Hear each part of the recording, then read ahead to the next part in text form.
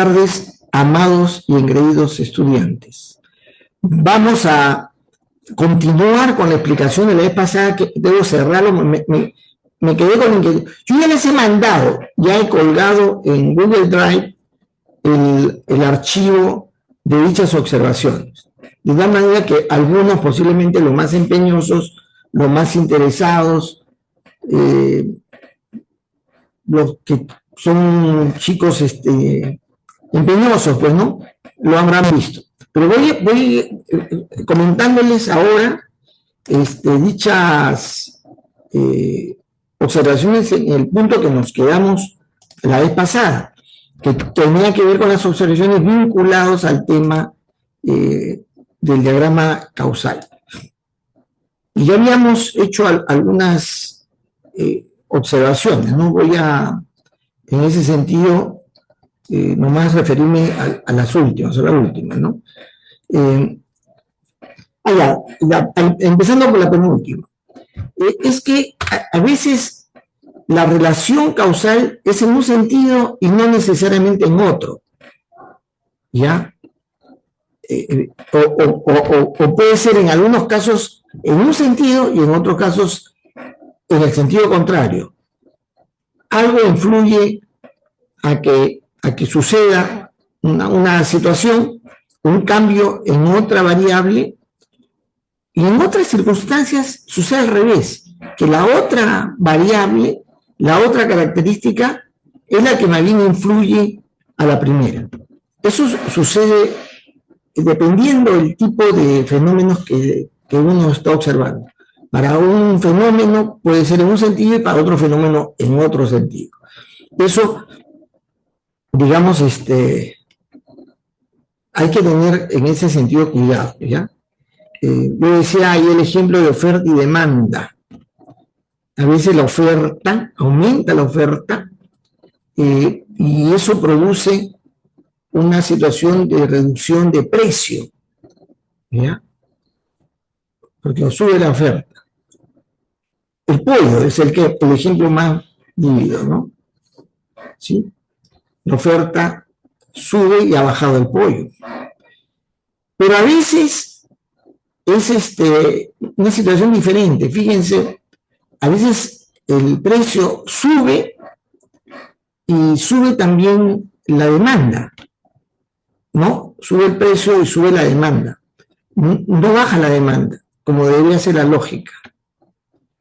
Y sucede eso con productos que están vinculados a las cosas novedosas. Es decir, yo tengo un artefacto con características determinadas, que su precio normal es una cantidad, pero de pronto, de la noche a la mañana, aparece una nueva versión, y ese mismo aparato, pero en otra versión, hace que el mercado de ese aparato genere un aumento de la demanda. O sea, la gente quiere comprar. A mí me sucedió en lo personal, digamos, ¿no?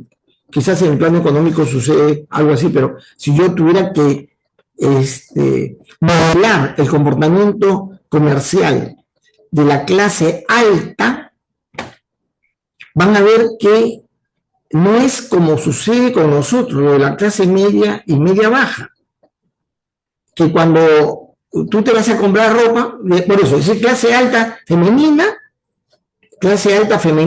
el comportamiento es distinto a la clase media, media baja masculina. Ya es distinta. Nosotros tendemos a comprar más cuando es más barato, los varones, ¿ya? Pero las damas de clase alta miran la ropa, que es bonito, pero se compran la de mayor precio. ¿Por qué razón?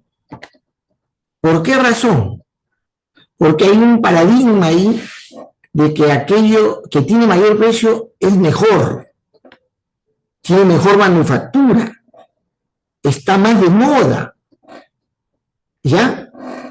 Es decir, es exclusivo, etcétera. Puede haber muchas razones, pero ahí no se aplica la regla que nos aplicamos nosotros para el tema de ropa.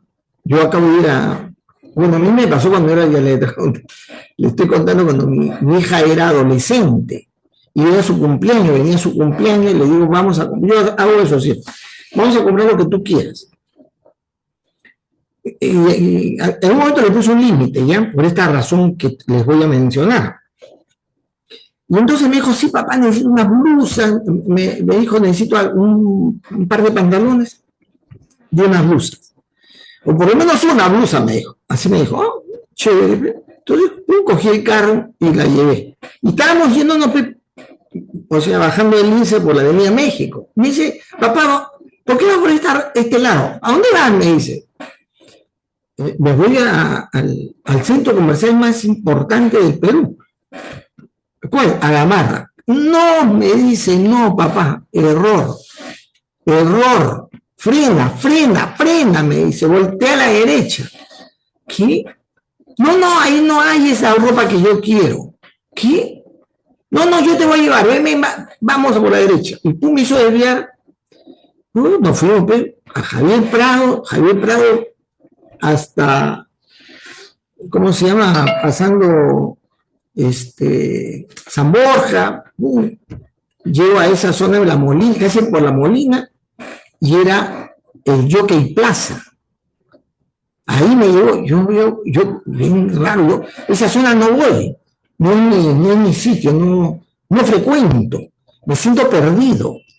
El olor es distinto, el ambiente es totalmente diferente. A Gamarra, pues no, a Gamarra tú te rozas con el pueblo, tienes que empujar, si no, pedir permiso, en fin.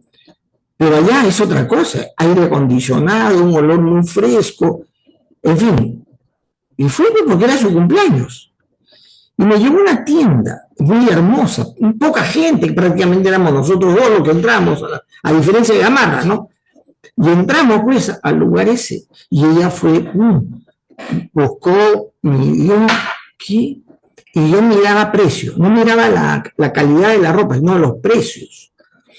La mayoría no tenía precio, había uno que es lo que tenía precio, pero no tenía precio. Entonces ella dice, ahí está, este es lo que me queda. No, le digo, muy chiquito, le digo. No, así se usa la moda. Que chiquito porque, o sea, se mostraba medio que se veía su ombligo. Yo decía, no, ni hablar, ¿cómo? ¿Para qué te compro una ropa que no te va a cubrir todo? No, papá, eso está de moda, quiero ese. Pucha, bueno, entonces, chiquito, pues, será más barato, ¿no? Y viene la persona, le muestra colores, y yo, pucha, alejado del interés de colores, de lo que sea, está interesado en el precio. ¿Cuánto cuesta? Le digo. No, está rebajado, está en oferta. Sí. ¿Cuándo está? 280 soles. ¿Cuánto? 280 soles. Una blusita y todavía chiquitita. No puede ser. 200. Yo le repetí al tipo la expresión 280 soles. No, perdón, le digo, no te voy a dar por docente, por mayor no te estoy llevando. Te quieren comprar una blusa. Sí, señor, es Sibila, me dijo, Sibila, o Sibila, no sé cómo se pronuncia. Y a mí qué me importa que sea, le digo, no me interesa. ¿Tan caro es? Sí. Y fui a tocar ahora, sí, pues la prenda, y le digo, no, hijita, deja eso. No, papá, esto es lo que yo quiero. No. Y entonces digo, pero recuerda bien el color, lo que tú estás escogiendo, recuérdalo bien. Y casi con lágrimas en los ojos me la llevé nuevamente a Gamarra a buscar una prenda igual o similar, ¿no? Lógicamente, pues una blusita de esa no costaba pues, más de 30 mangos o no más o sea, había de 20, en fin. Y hay una oferta, pues es que te compras 3 y te dan una rebaja, ¿no? Pero no, ella ahí ya sí empezó a llorar desconsoladamente. Es más, le dije a lo que me vendían ahí, pues le decía, disculpe, ¿y tienen marca Sibila? Ya no, la marca, se da usted un par de cuadras y ahí le ponen la marca.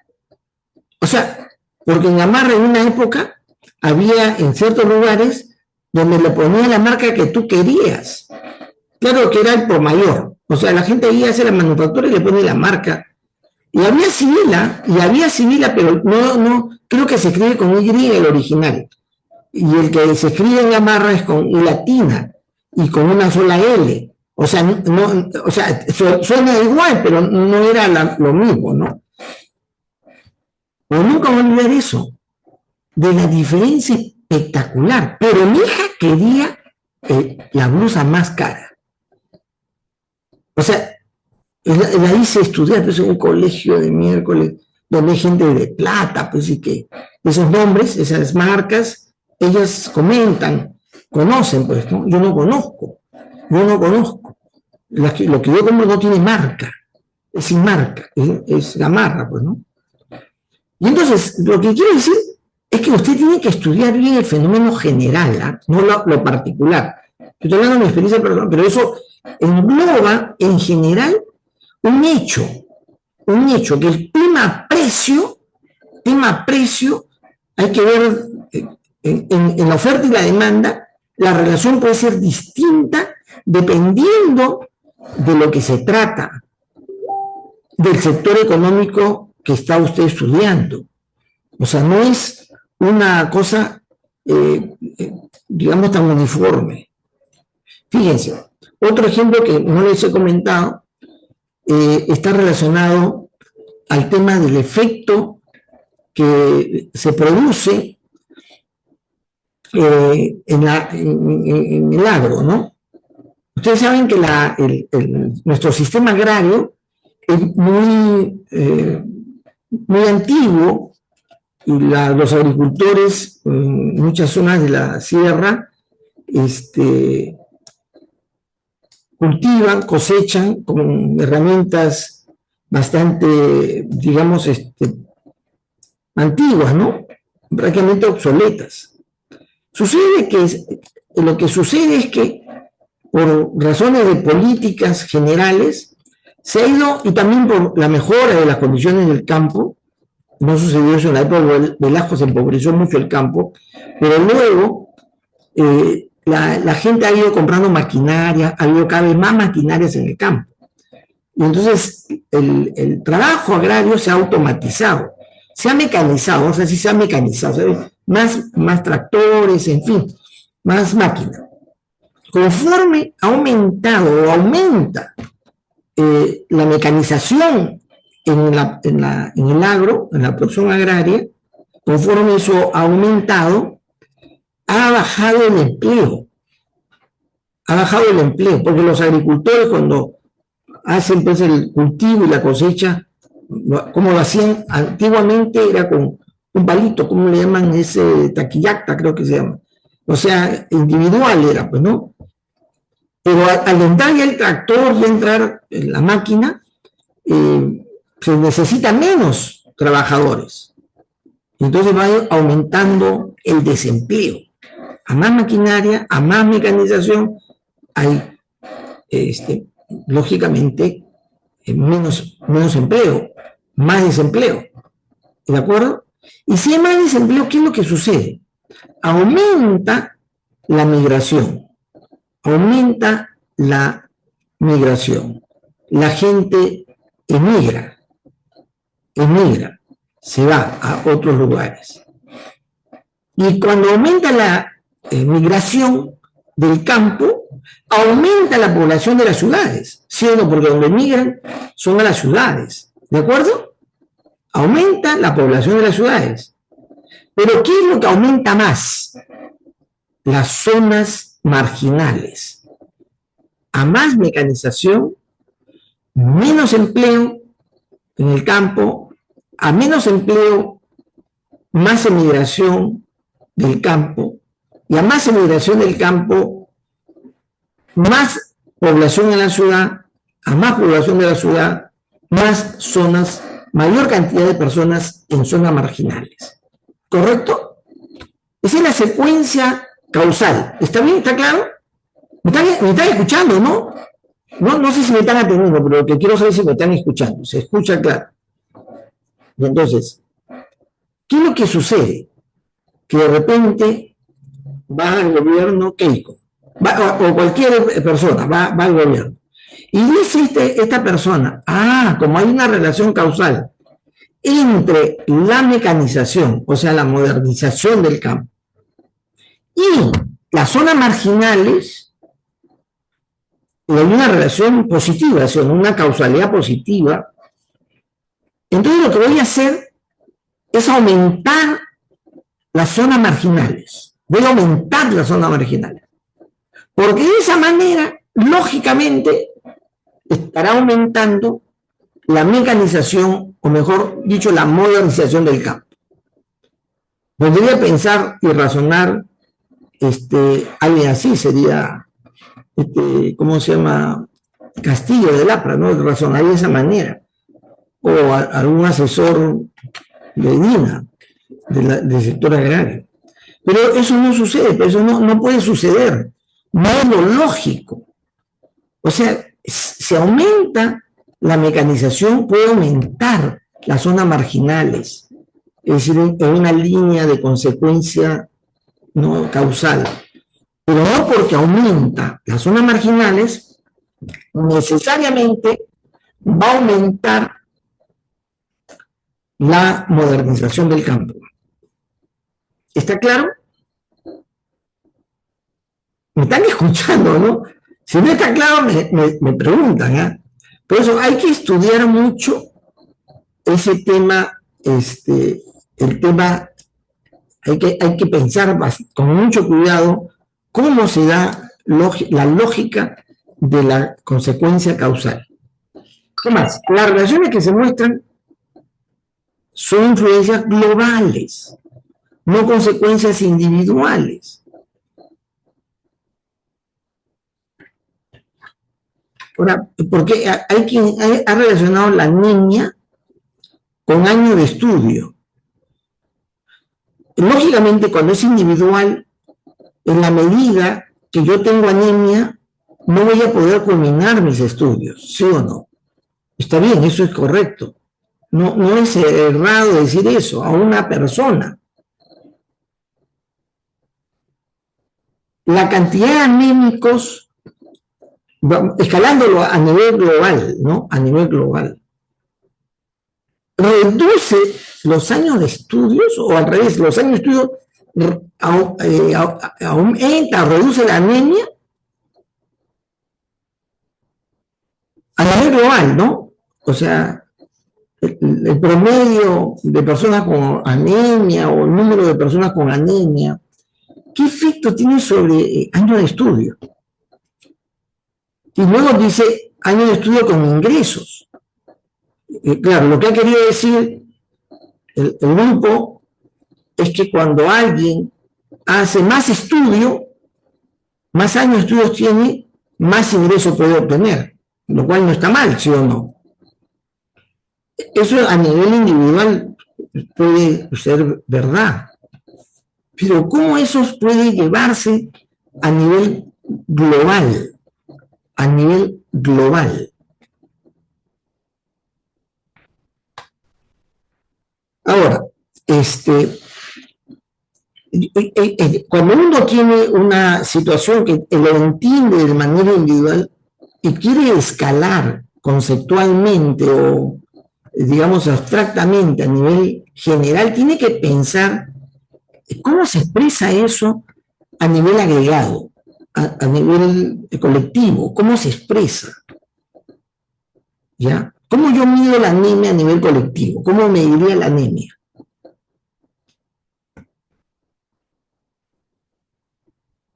¿Cómo mediría año de estudios a nivel general? Si acaso no es posible, no se me puede ocurrir colocarlo. Si es que yo no puedo, eso que yo observo a nivel individual, para escalarlo a nivel global, no va. Hay cosas que sí, tú observas a nivel particular. Lógicamente, en clase media, que somos los empleados, la gente que se emplea, digamos, el promedio móvil de los ingresos de clase media depende del promedio digamos, del grado académico que pueda tener la clase media. Y eso hay un cálculo que se hace ponderado, ¿no? Que se hace ponderado. Y puede ser, ojo, que no es que los ingresos suban porque hay, sino que la gente que tiene más estudios se coloca en el percentil más alto, y los que menos estudian están en el percentil más bajo. Pero la cantidad de gastos que hacen las empresas para pagar a los empleados no cambia. No cambia porque uno estudie más, no es que la empresa quiere pagarte más y va a gastar más. No es así. La empresa puede pagar más en la medida, o va a gastar más en sueldos, en la medida que aumenta su producción porque tiene que atender una demanda que ha crecido. Pero no necesariamente eso significa que lo que está pagando aumente porcentualmente en esa cantidad. No. Puede estar aumentando más empleado y bajando más bien el sueldo. O sea, contrata gente porque necesita producir más y no quiere gastar más. Lo que hace es contratar gente de menor nivel, como está sucediendo ahora con la gente de software. ¿Sí o no? Antes un pata que era un buen desarrollador de software, los chilenos mostraron las estadísticas primero, o sea, ganaba un promedio de $5.000, $4.000. Aquí en Perú no llegamos a tanto, era $3.000, un buen desarrollador. Yo he contratado gente por sueldo mínimo, por sueldo básico, el mínimo. ¿Por qué? Porque ha aumentado la cantidad de programadores y ha habido más necesidad de programar. Ese es uno de los oficios, no es profesión, es un oficio que se demanda bastante. Pero como hay bastante, todo el mundo produce programadores, el sueldo de un programador se ha reducido. Además, las empresas necesitan hacer más desarrollo, entonces para no gastar tanto, simplemente contratan una empresa de terceros, ya no se hacen de los gastos de planilla, de seguro, nada de eso, y se reduce el gasto.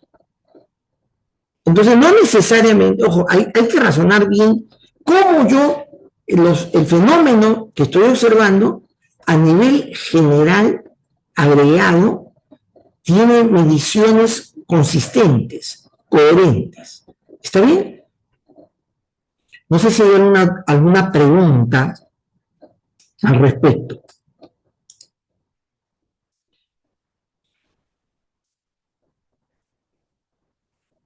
Por ejemplo, hay un tema interesante. La producción o el inventario, el nivel de inventario, o la existencia de mercancías, no necesariamente aumenta la venta, ni la exportación. A más inventario no hay más venta. ¿Sí? Ojo, présteme atención, ¿ah? Yo no porque lleno mis almacenes, yo voy a vender más. ¿Cuál es la razón por la que yo vendería más, Ailton? ¿Estás? Que haya más demanda, o sea, que haya más pedidos. No te escucho bien. O sea, que haya un mayor nivel de demanda o pedidos.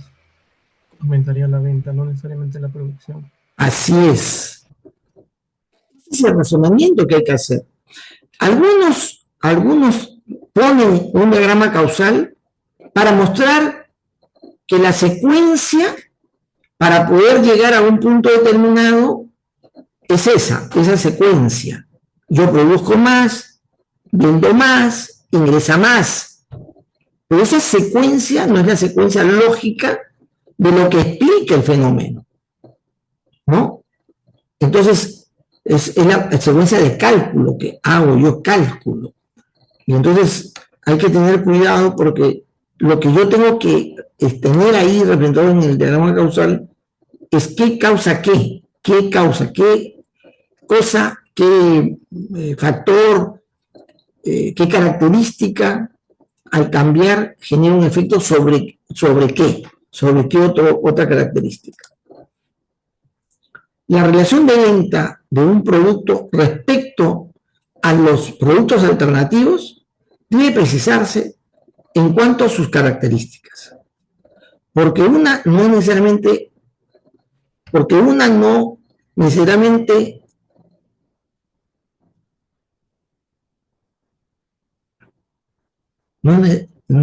a la otra.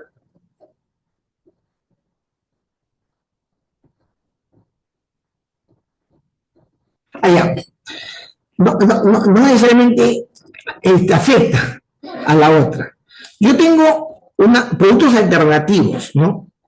Si yo tengo un producto, o hay un producto, perdón, en el mercado hay un producto determinado. ¿Cuál es el producto? Yo tengo un producto, hay en la economía, yo estoy estudiando un producto que tiene alternativas, o sea, tiene otros productos alternativos. Yo tengo que tener claro si acaso el alternativo aumenta o se reduce, genera un efecto sobre mi producto. Tengo que tener claridad en eso. Ahora, ustedes saben, hay un oleaje anómalo, ¿sí? Han escuchado que hay oleaje anómalo. Han salido las noticias hasta el día 5, creo que es el pronóstico que va a seguir con este oleaje. ¿Eso qué implicancia tiene?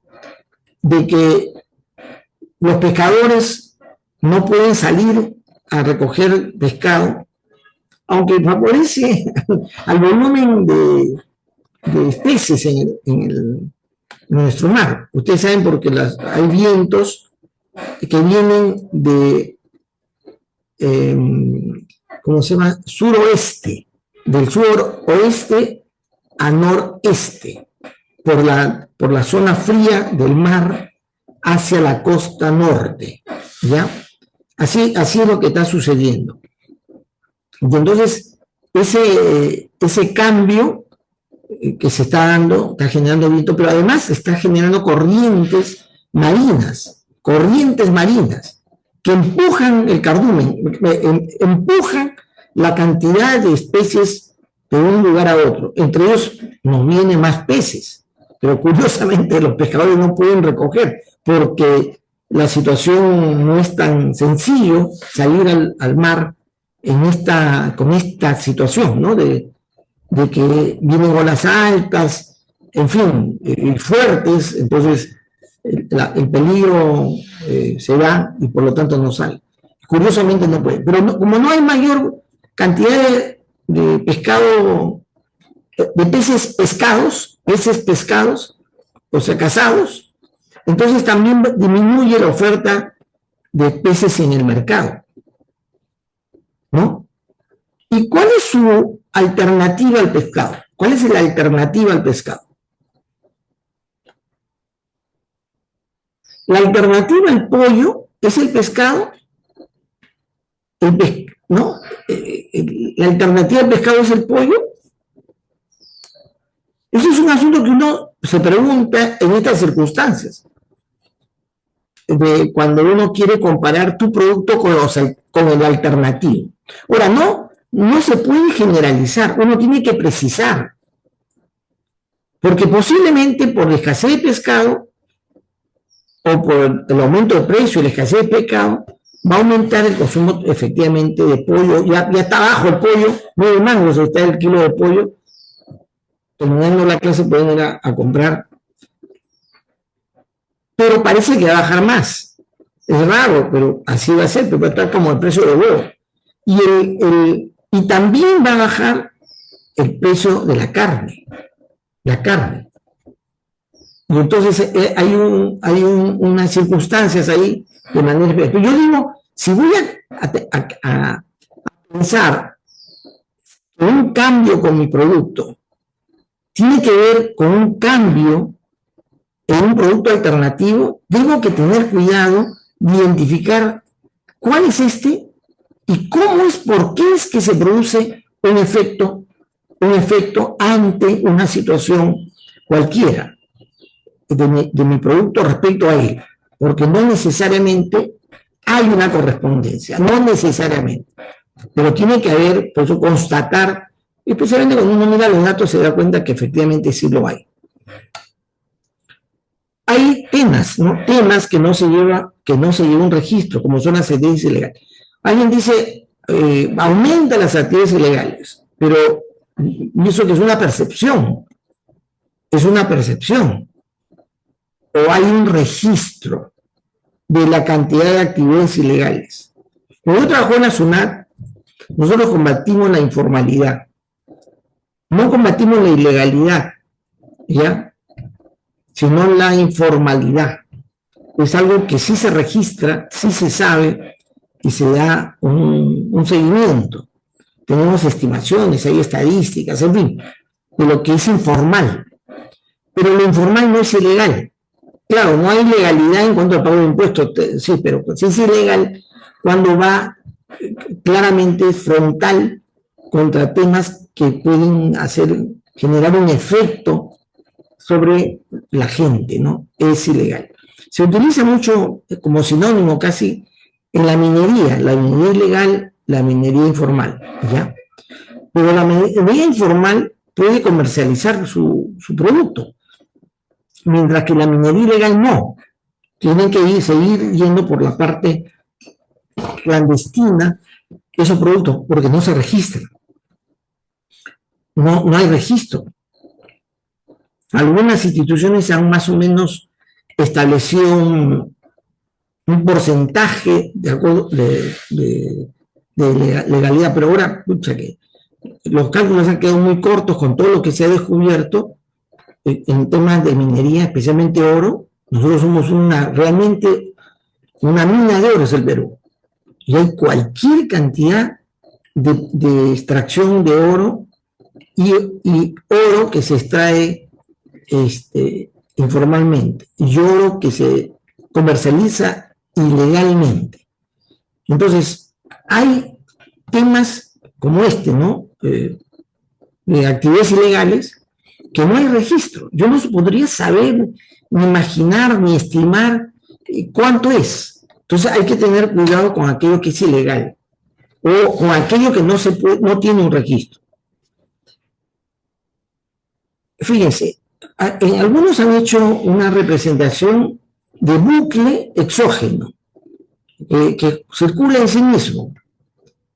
Yo vuelvo a repetir, se espera que el fenómeno que ustedes representan o están representando genere un efecto de secuencia amplia, no en relaciones causales con circularidad inmediata o independiente, sino todo debe estar involucrado en el fenómeno en general, porque se trata de describir y demostrar las secuencias que se dan en todo el fenómeno con las variables que usted ha considerado. Una cosa es lo que se produce, que no siempre se puede estimar. Hay que utilizar lo que es medible, no alucinar con variables no existentes. A veces el efecto que puede haber de una característica a otra, no la tengo claramente, pero sí se puede medir. Hay cosas que pueden estar sucediendo en la realidad, en la que es verdad que eso puede estar sucediendo, pero no la puedo medir. Es decir, ustedes califican a los docentes, ¿correcto? Hay una calificación docente. Es una opinión suya si el docente explica bien, si tiene material, en fin, no sé qué cosa es lo que les preguntan a ustedes. Y ustedes responden, califican. Esa calificación no sé para qué sirve. En realidad debe ser más objetiva a efectos que los profesores recibamos una recomendación, una observación o una capacitación para aquello que el estudiante está viendo que no está bien, ¿sí o no? Pero no sirve para eso. No sé para qué sirve. Ahora, también hay un entendimiento de esas calificaciones. Digamos, yo tengo una opinión totalmente crítica a ello, porque todos los ciclos se hacen no sirven para nada. Nunca se acaba ningún profesor que esté muy bajo, calificado muy bajo. Jamás un profesor que ha sido... Hace poco sí lo han hecho con el profesor Celedonio, que le han hecho un reconocimiento, ha sido una cosa espectacular, pero no hay nada en concreto para esa calificación. Pero además está sobre una base bastante subjetiva, bien subjetiva, no es objetiva. Y entonces, pero esa condición del promedio de calificación de docentes, ¿sí? Se aumenta o se reduce, genera un efecto sobre el aprendizaje y el resultado del aprendizaje. Eso genera un efecto. O sea, podemos alucinar que sí, sí o no, podemos alucinar que sí, que genera un efecto a un mayor promedio, ¿no? Si yo tengo un mayor promedio en la calificación de los docentes, se supone que debería haber un mayor promedio en la calificación o el rendimiento de los estudiantes, ¿ya? Pero eso es un asunto alucinante, pues, ¿no? Porque esa calificación mide solamente la actitud subjetiva del estudiante respecto al profesor, más que de aquellos aspectos que pudieran ser manejables como algo que pueda tener efecto sobre la capacidad o la capacitación o el desarrollo de habilidades de los estudiantes. Y eso se ve así siempre y cuando esa calificación apuntara a cosas que van a ser mejoradas, no simplemente a una apreciación subjetiva en la que no sirve no sirve para retroalimentar al docente. No sé mejor entender. Hay cosas que suceden en la realidad que dan la impresión que hay una relación, pero que no necesariamente produce un efecto, ¿ya?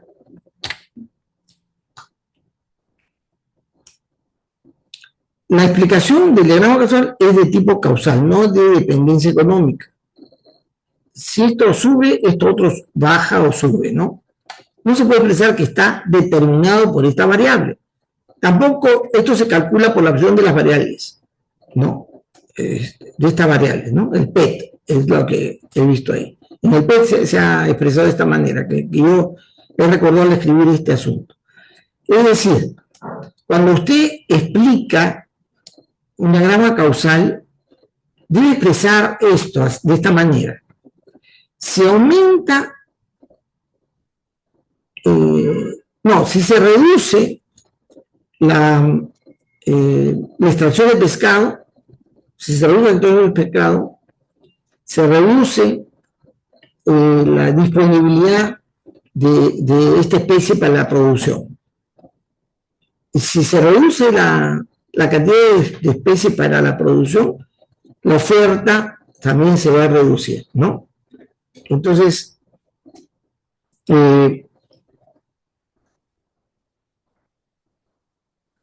y voy estableciendo la condición de la relación causal, ¿no? Y si acaso se reduce esa oferta en el mercado, entonces aumenta el precio.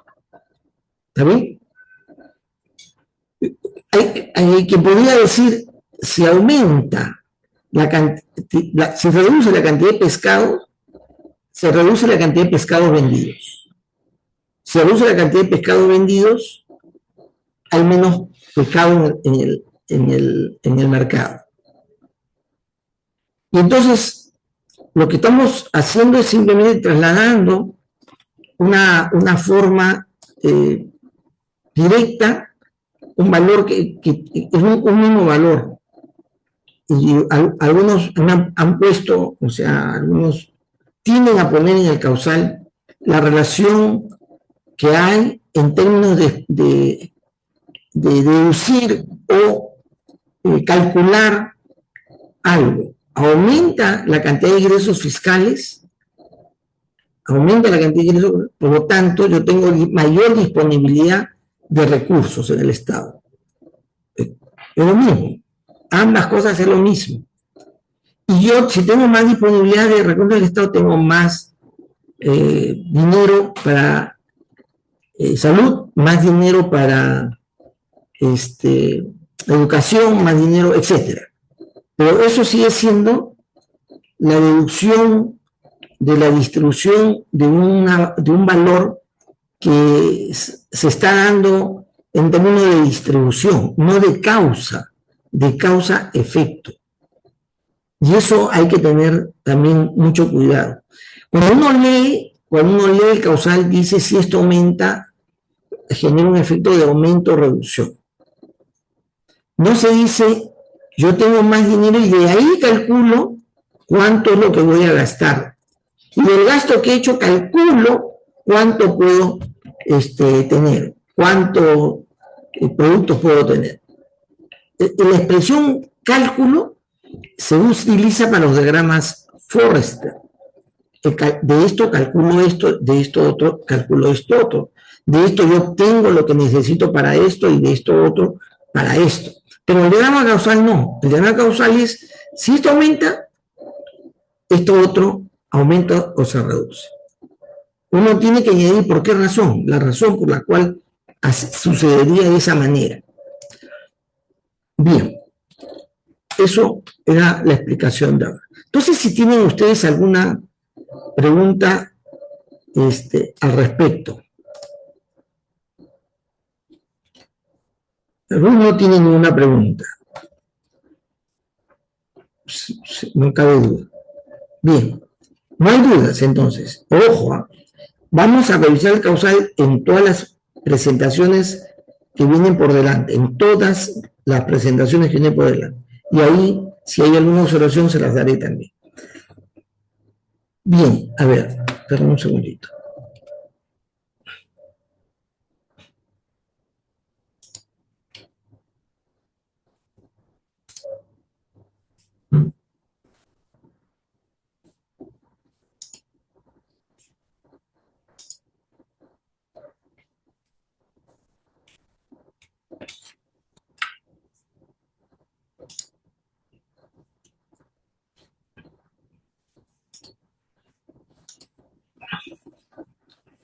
Bueno, una dificultad de este horario, en la cual me han puesto ahora, es que usted acaba de almorzar, ¿no? Termina de almorzar y se viene a clase. Entonces, antes yo no era proclive a esta recomendación. Y es que tomar café.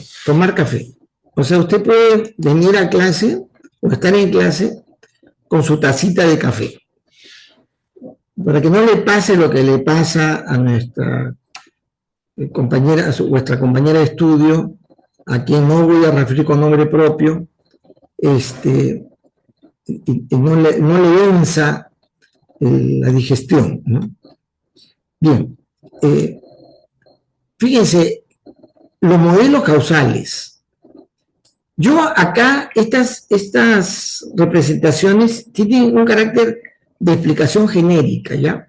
No de mostrar un caso en particular, no sé, por ahí he puesto un caso, digamos, en particular. No lo debo hacer porque ustedes deben ser los que hagan el esfuerzo de razonar bajo los principios que estamos comentando de cómo utilizar, qué criterio utilizar para armar progresivamente el modelo, ¿no? Bien, y vamos a ir con este ejemplo, el modelo urbano. no, este ejemplo ya lo hemos visto, ¿no? Hemos dicho, vamos a seleccionar todas las variables que dan explicación a un fenómeno urbano, y nos han dicho también de que necesitamos hacer un estudio que tenga que ver con la contaminación bacteriana, dado que hay que ver qué políticas aplicar frente a esa situación. Entonces yo busco, lo que quiero decir es que yo busco las variables explicativas, me documento, consulto a especialistas, expertos, y veo cómo es que se da la secuencia causal, indicando claramente aquellas relaciones causales que son positivas o negativas, identificando los bucles de retroalimentación. Entonces hemos dicho que una regla que se ha establecido, los estudiantes mismos lo han puesto, es que las relaciones de causalidad negativa están en un color distinto a las positivas, ¿no? Para poder distinguir y tener una visualización clara de cómo está el grado. Eso es lo que explicamos la vez pasada. Algunas personas consideran que se puede, alguna gente que modela han considerado que el camino más apropiado es hacer un esquema general primero, hacer un esquema general. Un modelo puede tener una extensión muy amplia, muy amplia.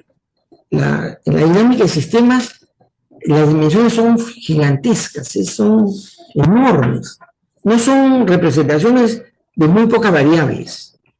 Entonces, lo que se hace primero, según algunos, es definir cuáles son los ámbitos sobre el cual va a haber conjunto de variables que van a expresar características de ese ámbito. Por ejemplo, acá hay un ámbito de la demanda, hay otro ámbito de producción, ámbitos, en la que yo tengo que encontrar luego las variables que explican el fenómeno, por un lado de la demanda, por otro lado de la producción.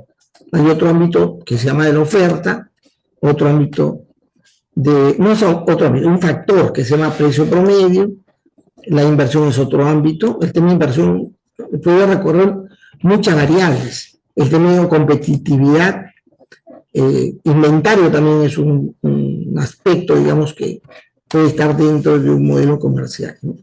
Y bueno, estos son, digamos, ámbitos en los que vamos a tener, digamos que, representar en cada uno de ellos un modelo, salvo precio, la demanda es un modelo, es un sistema, la producción es un sistema, el inventario es un sistema, la inversión es un sistema, y competitividad es un sistema, y la oferta es un sistema, que está compuesto por diferentes variables. Yo cada uno de ellos voy a hacer un modelo, pero yo tengo que saber en forma general, en forma global, cómo esos ámbitos se van a relacionar. Así debo partir, según algunos modeladores, ¿no? Entonces la demanda seguramente va a tener varias variables, y una de ellas es la que me va a dar como resultado el volumen de lo demandado, una variable. Y esa variable va a tener una relación con el precio, lógicamente. Y también va a tener otro modelo que es competitividad, y seguramente habrá una variable del modelo de competitividad que va a ser afectada por el precio promedio, alguna variable de la competitividad. Hay otra variable otro subsistema se llama producción, donde están todas las variables que explican el fenómeno de la producción. Y cuando hay competitividad tiene un efecto también a la producción. Y el ámbito de producción se relaciona con el ámbito de la oferta.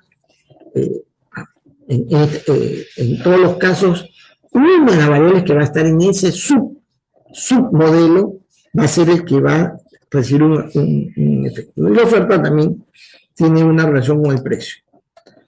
La oferta también tiene una relación con la competitividad, y la competitividad tiene un efecto con la demanda con el inventario con la competitividad actividad, la demanda con la inversión y la inversión con la competitividad, ¿no? Y la oferta con la inversión, la demanda con la producción y la producción con el alimentario.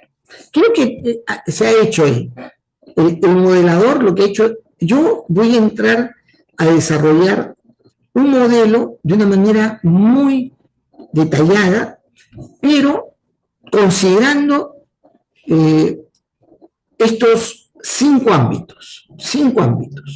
La demanda, ámbito de demanda, voy a modelar la demanda, voy a modelar aparte de la producción, aparte voy a modelar el inventario, aparte la competitividad, aparte la inversión, y aparte la oferta. Entonces son, perdón, seis ámbitos que voy a modelar, ¿no?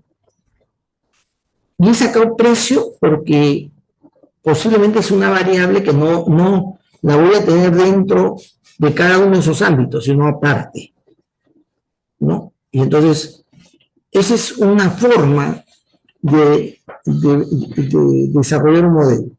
Es definiendo los subsistemas que comprende el sistema que yo estoy queriendo modelar. Y cada uno de ellos tiene su propio modelo, su conjunto de variables. Y variables están relacionadas. ¿Y qué se relaciona uno con otro? No es una relación genérica.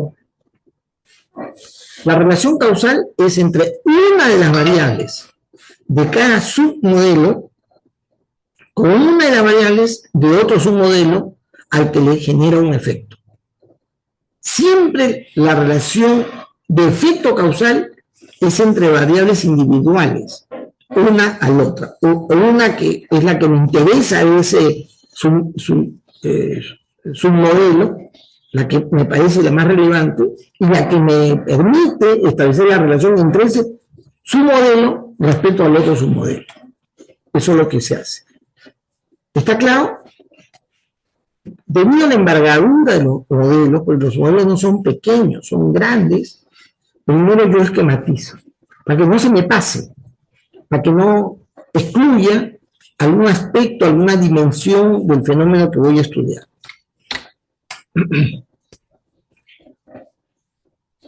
Acá también hay otro esquema de modelo productivo. Es un modelo previo, ¿no? Simplemente están refiriéndose a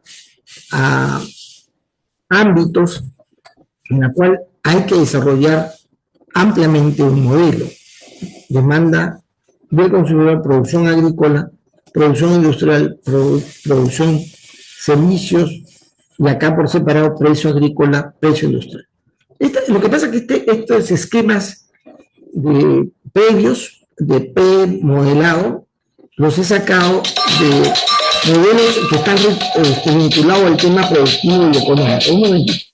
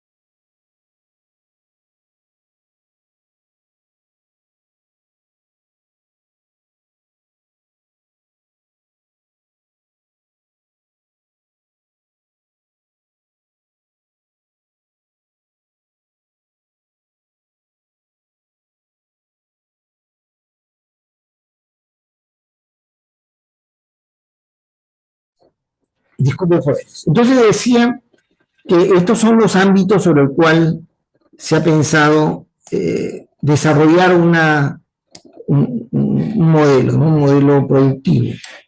Entonces los decía, la fuente de esto son los modeladores en el campo económico, ¿no?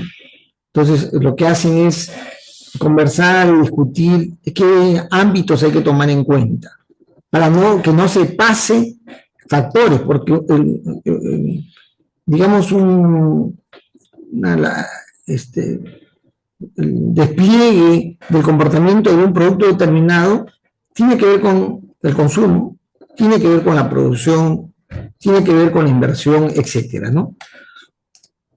Entonces, luego yo digo cómo va a ser la relación y establezco los vínculos que debe haber entre los subsistemas que estoy considerando para razonar o pensar con cuidado qué factores deben estar involucrados a fin de establecer una relación.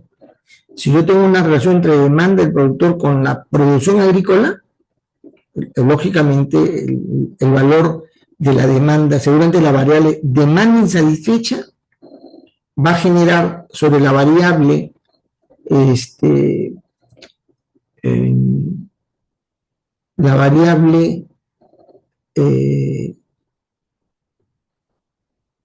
demanda insatisfecha genera un efecto sobre el uso de la inversión, o sea, el destino, según hay una variable que dice inversión utilizada o uso de la inversión, ¿no? Es una variable, porque yo, cuando hay un crecimiento de la demanda, yo hago crecer el uso de mi recurso, digamos, ahorrado, para invertir, porque necesito aumentar en mi capacidad productiva, ¿ya? Si la demanda insatisfecha no aumenta, o sea, la demanda insatisfecha está en cero o está en negativo, yo no voy a tener un efecto de uso de mis ahorros en inversión. Entonces, seguramente hay una variable en producción agrícola que tiene que ver con cuánto voy a usar de los recursos que tengo, condicionado lógicamente a la disponibilidad que me da los ahorros que voy teniendo. Entonces, yo lo que hago, entonces, cuando yo estoy modelando, en esta manera de ir hacia el modelado dinámico, es primero pensar los subsistemas que voy a considerar, los submodelos que tengo que desarrollar, ¿ya? Repito, porque normalmente los modelos dinámicos cobran un gran nivel de despliegue. Hay también otra idea de modelamiento mucho más directo, mucho más preciso, no de un esquema general al detalle, ¿no? Sino ya descubriendo aquellos factores que para hacerlo requiere previamente una conceptualización, un entendimiento de borradores que se hacen previamente y ese resultado de algún modelador que en algún momento, habiendo pensado el tema del desempeño deportivo, consideró que podría estar mejor representado dinámicamente con algunos factores. Por ejemplo, a nivel general, en una competencia, en el comportamiento de la Liga 1 o de algún tipo de desenvolvimiento deportivo, lo que en este caso de fútbol, ¿cuáles son las variables que me permiten tener una idea del fenómeno, de lo que está pasando en el goles acumulados? Espectadores mensuales, cantidad de espectadores que asisten a los estadios, me imagino, ¿no? La inversión privada en artículos deportivos, porque ustedes saben que el deporte, como el fútbol, está asociado también a la comercialización de artículos para el deporte, sean para el deporte profesional o no, Ahí la inversión privada está muy vinculada, está muy atenta de lo que pasa en la actividad deportiva, pero su inversión va más allá que a los implementos que requieren el profesional del deporte, ¿no? Sino también al público en general. Otro factor que el moderador ha visto es el sueldo promedio de jugadores del quinto superior. Así, esa denominación, cuando uno lee la variable, dice considerando los mejor pagados, no los mejor pagados, el 20% mejor pagado del ámbito estudiado, ¿no? Sueldo promedio del quinto superior, porque los sueldos pueden ser bien limitados, pues, ¿no? En un campeonato, en un conjunto, en una liga determinada puede haber mucha variación. Entonces, acá el modelo ha tomado el sueldo promedio del quinto superior. Y del quinto superior, para una práctica deportiva nacional, global, hay también otra variable que se llama punto de desempeño de la selección. De la selección, punto de desempeño significa que es un valor que da la FIFA. La FIFA da un puntaje al desempeño de los equipos. Y por esa razón tiene un ranking, ¿no? Bueno, no sé si ustedes han escuchado que ocupamos el número 40, 50, el ranking de desempeño futbolístico. Esto tiene una calificación en virtud de cantidad de triunfos obtenidos, de participación en diferentes tipos de campeonatos, etc. Eso es una calificación ya existente que da la FIFA a nivel mundial. Ese puntaje está asociado, pues, a una posición FIFA, ¿no? También otra variable que el modelado considera que es muy importante y es un factor de influencia es el promedio de los jugadores, el promedio de pago que tienen los jugadores peruanos en el extranjero, ¿ya? Este modelo no se ha hecho para el Perú, creo que se ha hecho para Argentina. Pero imaginemos que es para Perú, ¿no? ¿Cuánto es el valor promedio de los jugadores en el extranjero? También está la inversión pública deportiva, porque en los países también como el nuestro hay un dinero que se invierte para mejorar. Ahorita está en todo un debate el tema de la vivienda, ¿no? De la administración de ciertas centros deportivos, ¿no? Pero el Estado invierte en lugares para hacer deporte. También hay una consideración global, existe, los países se miran mutuamente cuánto tienen de infraestructura, pero en valor, cuánto tienen de infraestructura, pero en valor. Y esas estimaciones, ¿no? ¿Cuánto cuesta el Estadio Nacional? ¿Cuánto cuesta el Estadio de la U, de la Alianza? No su valor comercial, sino su valor en términos de lo que costaría construir el lugar, ¿ya? Ese es el valor de la infraestructura. Ojo, repito, no es un valor comercial. El aforo deportivo, o sea, la cantidad de gente que podría asistir a las actividades deportivas. Ahora, este aforo es global. No es la suma de todos los aforos, no es la suma de todos los aforos. Es una, ¿cómo les puedo decir?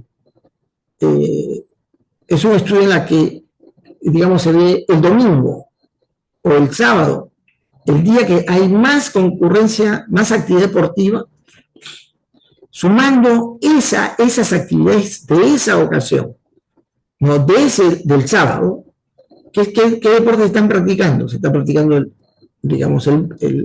básquet, se está practicando el vóley, se está practicando, hay competencias de fútbol. Entonces, esa cantidad de personas que pueden asistir es el aforo. Repito, no es la suma de los asientos que hay en todas las actividades deportivas. Así, de esa manera se estima el aforo deportivo. La taquilla es igual la cantidad de dinero que se recauda mensualmente por las actividades deportivas. Y luego, acá como estamos hablando de fútbol, son los partidos, cantidad de partidos que se desarrollan, ¿no?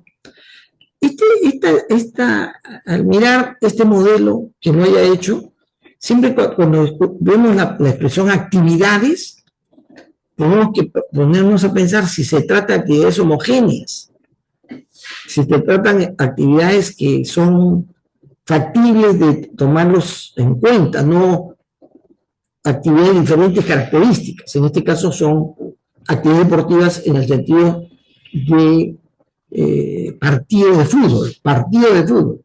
¿Cuántos partidos de fútbol se pueden sumar? Y también puede tener un efecto porque involucran 22 jugadores, involucran entrenador, árbitros, o sea, dan cuenta están asociados a variables que pueden tener una relación de correspondencia, digamos, ¿no?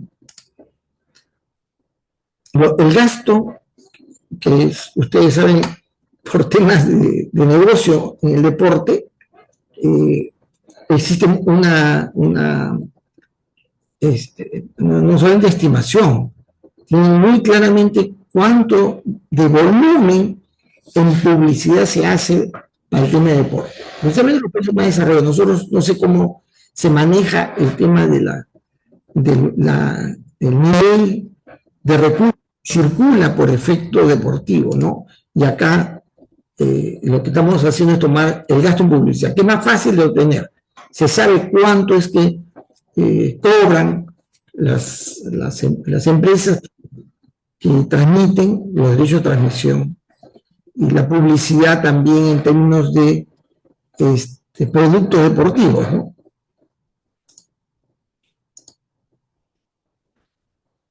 La cantidad de gente, no, esto es una estimación. Fans deportivos son aquellos que se declaran, ¿cómo se dice? Hinchas, ¿no? Hinchas deportivos. No es solamente los espectadores los ciudadanos comunes y corrientes, ¿no? Hay estadísticas por ciudad de cuánta gente se dice ser aficionado, concurrente, hincha del deporte, ¿no?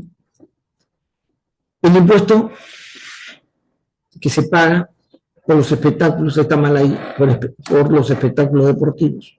Hay un impuesto. Es un impuesto calculado, ¿eh? Ojo, no es el pagado necesariamente. Ustedes saben que en el deporte hay una retención de impuestos y que debe ser revuelto, pero el impuesto que se estima debe recaudarse. Otro factor es el nivel de nutrición infantil en el país. Y es un indicador global que se mide por el porcentaje o la cantidad de infantes que se han estimado sufren de desnutrición. Desnutrición, se mide por la desnutrición, ahí debería decir desnutrición infantil. Los desnutridos, eso es más o menos lo que se mide.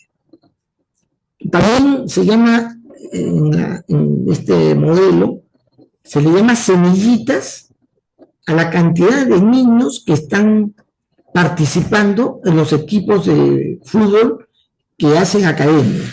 Muy pocos. En el Perú hace academia la Alianza, el Cristal, ¿cómo se llama? Cantolao, la U, en fin, ciertos, pero no todos los equipos hacen escuela para niños. La cantidad de niños capacidad deportiva, que es el volumen total, ahí sí no es el aforo que hemos visto anteriormente, sino, capacidad deportiva significa, es más bien metros cuadrados de estadios y centros donde se practican el fútbol, es capacidad deportiva. Y luego, una vez que el moderador ha determinado cuáles son sus variables específicas, establece la relación, ¿no? Va definiendo que a más goles acumulados hay más espectadores mensuales, hay un efecto, ¿no? O sea que ahora va a aumentar la gente que va a ir al partido de la U, ¿no?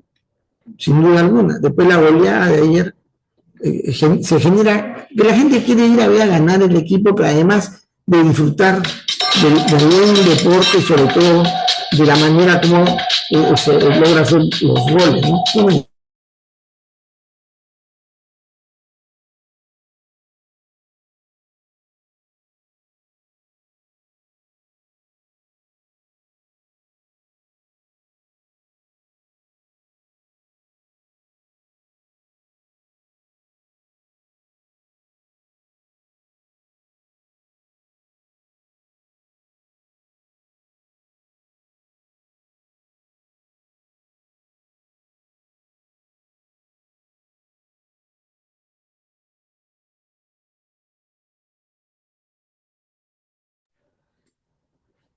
Bueno, perdón, disculpen la interrupción. Entonces, ahí se dice que a más goles acumulados, es decir, al mes, posiblemente con un tiempo determinado, hay una tendencia, un efecto sobre el crecimiento de espectadores, ¿no? Y a mayor cantidad de espectadores hay una mayor inversión privada en artículos deportivos. Esta estimación de cuánto espectador va a mirar los espectáculos es también una estimación que hacen los inversionistas, ¿no? O sea, ha crecido, ya que el volumen de hinchas y de gente que va a partidos del Cristal, por ejemplo, ¿no? Y por eso ustedes van a poder ir, si ven a las tiendas, van a ver que camisetas vinculadas al Cristal ha aumentado bárbaramente en una década, digamos, ¿no? En 10 años uno no encontraba camisetas de este equipo, pero ahora sí, por su desempeño en estos últimos años. Siempre ha habido pues camisetas de la Alianza y de la U. Y hay otros que han ido perdiendo. Ustedes no conocen al Defensor Lima, al Ciclista Lima, que antes eran muy populares, se ha reducido. Es la medición de espectadores efectivamente está asociada a los estudios de mercado que hacen la gente que invierte en esto, ¿no? Mayor inversión, mayor en artículos deportivos, tiene un efecto sobre el sueldo de los jugadores mejor pagados, pero el hecho que las empresas que invierten en artículos deportivos son los sponsors para poder financiar los gastos de los equipos. Esa es la relación.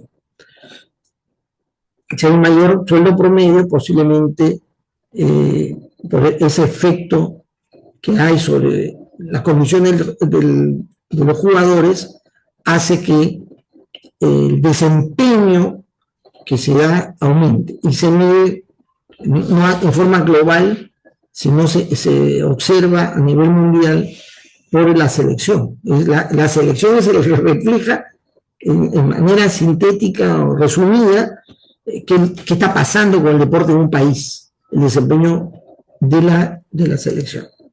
Y lógicamente un mejor desempeño de la selección, hay una mejor posición en los rankings mundiales, el valor de los jugadores en el extranjero se incrementa, hay una mayor inversión pública cuando eso sucede por el aumento del interés en el deporte, que no es por la falencia, lo que hace que los políticos les dé interés a invertir, a gastar más, sino porque el posicionamiento del deporte es mayor, por eso se interesa más en darle un mayor recurso, ¿no?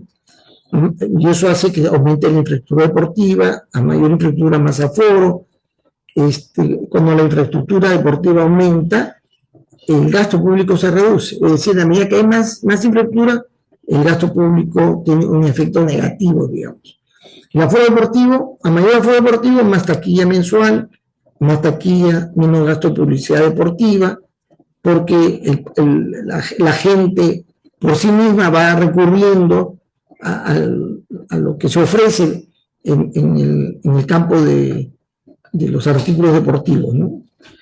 A menos gasto de publicidad deportiva hay menos fans, al revés, a más gasto de publicidad deportiva, más gente interesada en el deporte, aumento del aforo, más actividad, etcétera. ¿No? Este modelo va a establecer una serie de vinculaciones generales en base a una observación más puntual y detallada de lo que sucede en ese ámbito, ¿ya?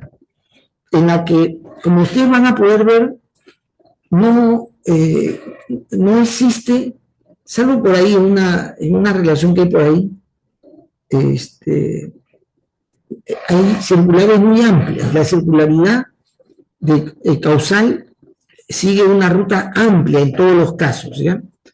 Y esta es una manera, fíjense, es una cosa curiosa, que lo he extraído de un documento argentino, esto está en un documento argentino, en la que también pretenden modelar una actividad que es global también, pero es una actividad muy curiosa en cuanto al interés de querer hacer de él un modelo dinámico. Pero en realidad, en el fondo, lo que se quiere es más o menos establecer una vinculación, un entendimiento que permita tener una suerte de entendimiento de este fenómeno para los temas justamente de inversión, de cuánta plata le coloca, porque hincha o espectador es un potencial comprador de un producto que se asocia a la actividad deportiva, o no. Hoy en día, por ejemplo, bueno, está el tema de la apuesta, ¿no? Las apuestas también es un gran negocio el día de hoy en el ámbito deportivo, pero las bebidas gaseosas, las energizantes, las prendas, las zapatillas, la ropa deportiva, está muy asociado, muy pegado esa actividad comercial a digamos, al interés que tiene el público o los ciudadanos en el deporte. Y por lo tanto, es una materia de estudio de cómo va desarrollando el proceso. En el Perú, a diferencia, digamos, de Estados Unidos, si bien el deporte, el básquet es muy atractivo, no tiene un público amplio y por lo tanto no hay mucho recurso privado ni público invertido en el básquet, ¿no? ¿Cómo esto va a ser mejorado? Valdría la pena, digamos, también pensar que se puede modelar ese fenómeno en un ámbito sobre el cual no sucede lo mismo, no tiene la misma explicación, la misma caracterización como se da en el fútbol, ¿no? Bueno, este es un ejemplo. Con eso cerramos esta parte para ir ya a empezar con el modelado el desarrollo de los modelos Forrester, que es muy simple, muy sencillo. Fíjense, el día miércoles intentaremos darnos el tiempo para poder conversar sobre alguna duda que hubiera, si ustedes avanzan un poquito en el tema del Forrester. Yo ahorita voy a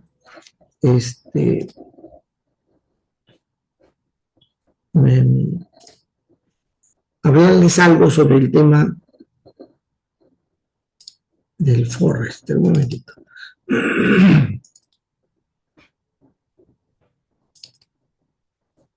Ahí está.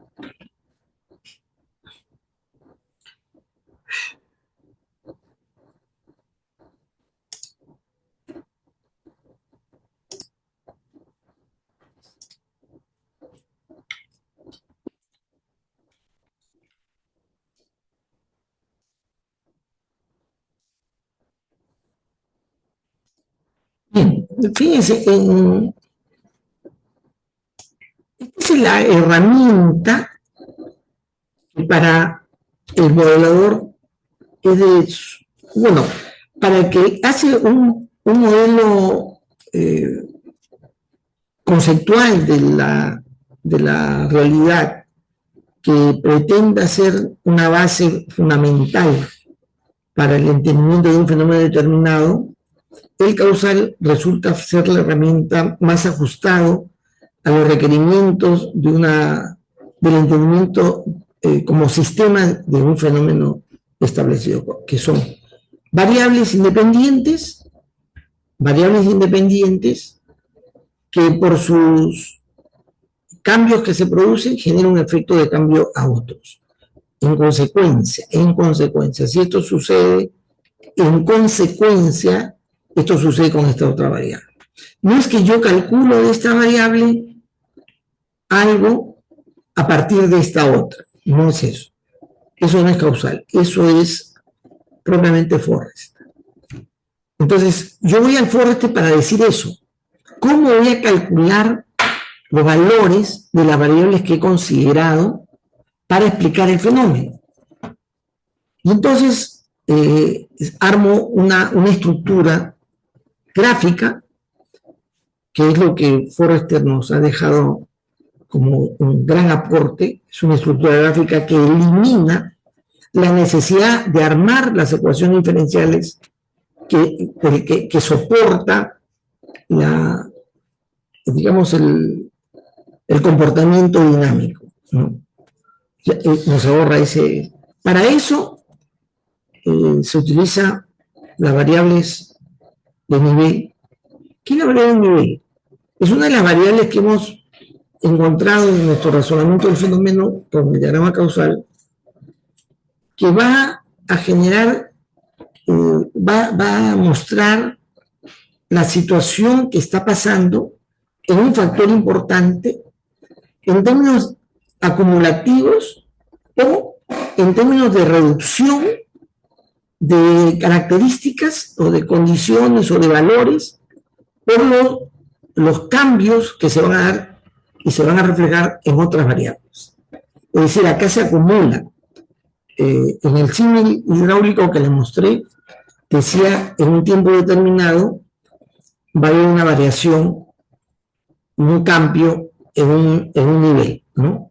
En un nivel. ¿Por qué se va a dar ese cambio? Porque hay un flujo de entrada a él y hay un flujo de salida.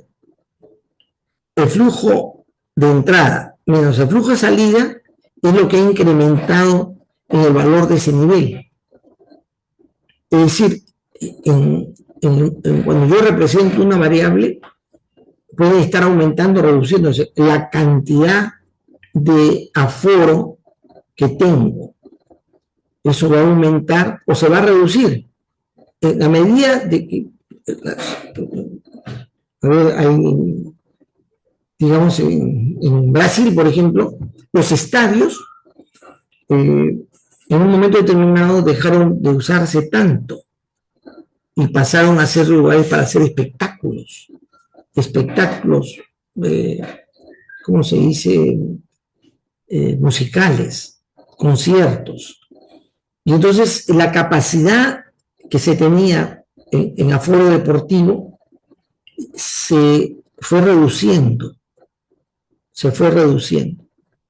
Y entonces se va reduciendo en la medida que la variable cantidad de infraestructura de espectáculo deportivo que pasa a ser infraestructura para espectáculos musicales, ¿no?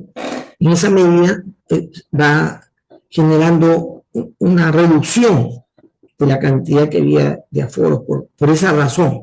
Luego ha vuelto nuevamente la condición de que el aforo deportivo se va incrementando. ¿Por qué? Porque muchos lugares que fueron destinados para otra actividad han retornado a la actividad deportiva. Acá sucede con el Estadio Nacional, ¿no? La gran oportunidad de hacer espectáculo ahí. ¿Qué es lo que más rinde? El espectáculo deportivo, el espectáculo musical. ¿Qué es lo que más rinde para los dueños de ese lugar, y parece ser que lo que más les rinde es para espectáculos musicales, ¿no? Si ese es su destino. Entonces, ya ese lugar es un lugar que tiene aforo para espectáculos musicales, más que para deportivos. Lógicamente que la federación, la gente del fútbol, ha reclamado porque ese lugar en realidad, su origen es básicamente el desarrollo de la actividad futbolística. Repito, la verdad el nivel van acumulando. ¿Cuánto tengo? Pudiéndose en un momento determinado reducirse, en un momento determinado incrementarse, o al mismo momento incrementarse y reducirse, porque se construyen estadios, se construyen centros de espectáculos, ¿no? La variedad de nivel son aquellas que muestran el valor acumulativo de algo. La variable de nivel, entonces, representan esas magnitudes que pueden ser cambiados porque hay factores que generan cambio en ese valor, ¿no? Cuando yo digo cantidad de estadios, de centros de espectáculo deportivo construidos, está generando un incremento en el aforo, ¿no? Es decir, yo este año construyo centro deportivo por la cantidad de 50.000 espectadores este año, ¿no? Construyo, o sea, la variable es cantidad de aforos construidos para el espectáculo deportivo. ¿Ya? Entonces, 50.000. Para el siguiente año, el valor ya no es 50.000, puede ser 30.000, puede ser 10.000. Es un nuevo valor, ¿sí o no? Es un nuevo valor. Quiere decir, el flujo es un valor que se muestra de un cambio que se produció en un periodo de tiempo incrementando algo. ¿Qué ha incrementado? El aforo. El aforo era antes 1.000.000, ahora es 1.050.000. El valor del nivel acumula lo que la variable de flujo ha determinado en un instante determinado, ¿no? ¿Correcto? Entonces el flujo es el cambio que se produce en un unidad de tiempo y el valor del nivel es aquella variable que lo está acumulando. Lo está acumulando positivamente o negativamente porque puede también haber un flujo de reducción. Repito, el caso de Brasil, que durante un periodo se transformaba el ambiente para hacer deporte, fútbol, para hacer o una zona para el espectáculo musical, o también en Brasil ha sucedido para centros de difusión de la fe cristiana. Hay muchos estadios en Brasil que se han transformado en iglesias, en templos. Y hay un momento que entonces ese nivel de aforo deportivo se ha reducido. ¿Por qué? Porque ha aumentado el número de ambientes que se han transformado para el espectáculo deportivo para el espectáculo religioso, digamos así, ¿no? Se utiliza en la representación del diagrama Forrester un símbolo que se llama la nube, se le llama la nube. No es la misma nube que usamos en el ámbito informático, ¿eh? Nube es una representación, se pone ahí, porque en el Forrester lo que yo tengo que mostrar, yo tengo que representar es cómo se está transformando los niveles. ¿De qué depende el valor de los flujos? Eso me interesa. ¿De dónde se está produciendo esos valores? No me interesa mucho. Sino cómo se produce, no de dónde, sino cómo se produce. Entonces hay una nube para conectar el flujo que se está produciendo hacia un nivel determinado, con una variable llamada de flujo que genera un ingreso a esa variable nivel. Y lo que llega a variable nivel nace en una variable, en una nube que representa una fuente de donde sale esa cantidad. No tiene una tasa, no tiene una forma de, digamos, de regularse, simplemente es una fuente inagotable.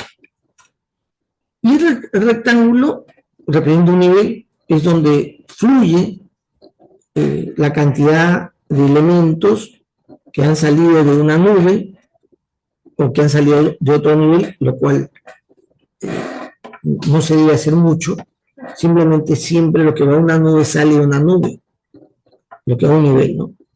Y es lo que hemos mencionado ya, la representación de una variable que acumula los flujos, y la variable nivel también se le llama variable de estado, porque en la dinámica del sistema es el nivel el que me dice en qué estado se encuentra el modelo o el sistema.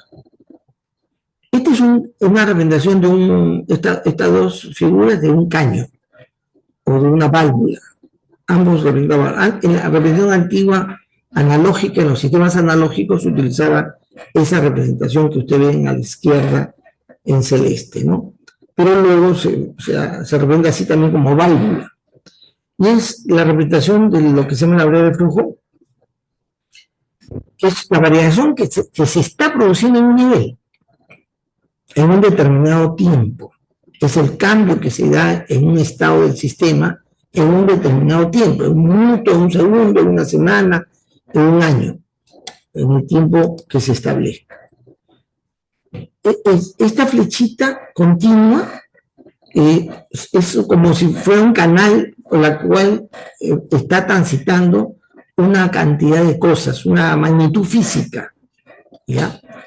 Que en el tiempo llega de un punto a otro, es decir, se conserva de un punto a otro. Y existe otro canal que tiene puntos suspensivos que ya no se utiliza, antes se utilizaba, que era que de cierto nivel lo que yo obtengo es una información.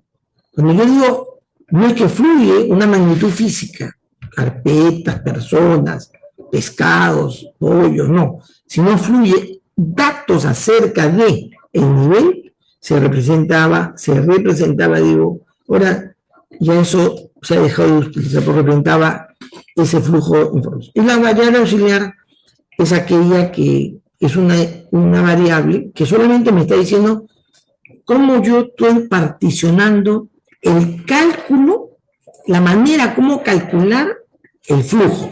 Porque el flujo es un cálculo. El flujo es un cálculo.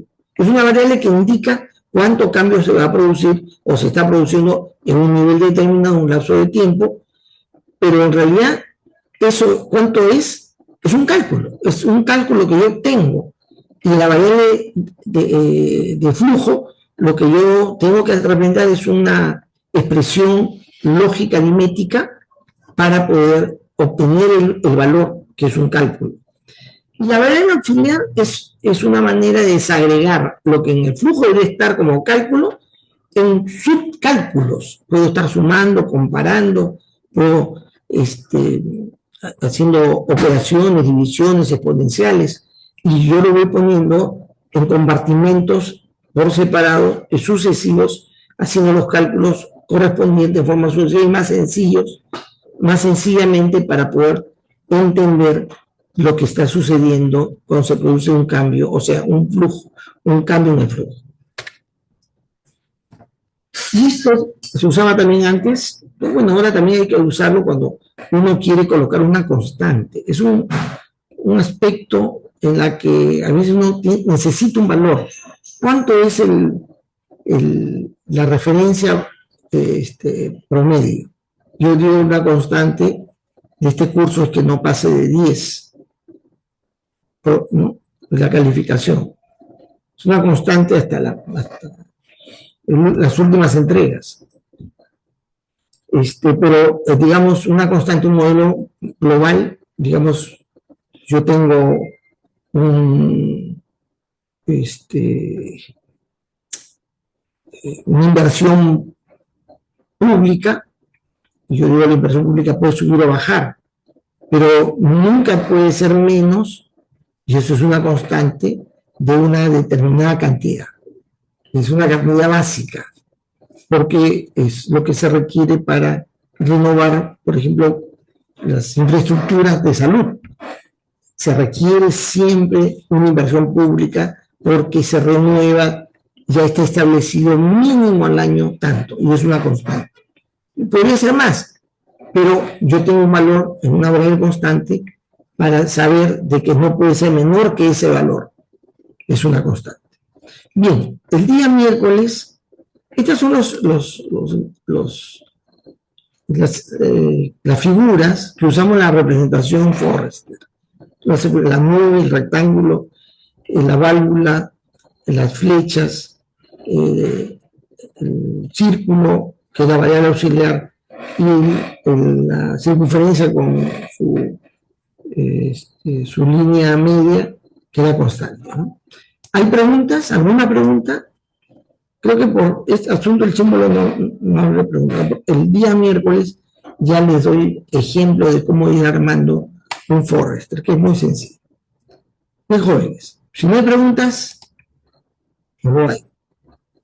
Nos encontramos entonces el día miércoles. Muy buenas tardes.